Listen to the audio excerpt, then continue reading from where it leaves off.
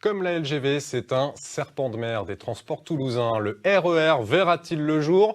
Ce n'est pas encore fait, mais au moins il y a désormais des avancées politiques sur le projet. Les précisions de Pascal Félix et Olivier Denoun. Les Sermes seraient comme des RER qui relieraient l'île Jourdain, Carbone ou Montauban au centre-ville. Des transports en commun pour remplacer l'auto grâce à des rotations élevées et de larges amplitudes horaires.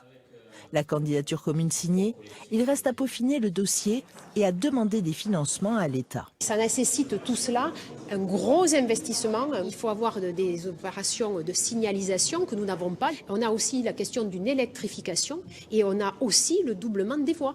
Aujourd'hui, pour aller jusqu'à Montauban, il y a une saturation totale.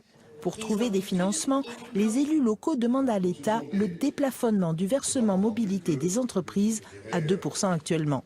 Le passer à 2,9 permettrait déjà d'engranger 120 millions d'euros, une infime part d'un budget de plusieurs milliards. Dans la mesure où c'est l'État qui, depuis 1 an et demi, impulse au plus haut niveau ce projet et cette idée, c'est lui qui doit être le premier financeur. On essaie de voir si de cette idée on peut faire un projet. Mais pas question, effectivement, d'annoncer de manière prématurée des choses qui ne pourraient pas se faire ensuite. Une fois avalisées les études de terrain, la montée en puissance sera progressive. Au final, le nombre de trains doublera ou triplera.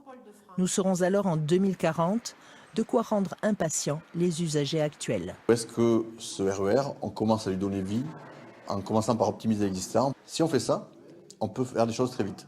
Si on reste sur il nous faut un très grand projet pour 2040 et on fait des années d'études, on n'est pas prêt de voir le RER toulousain.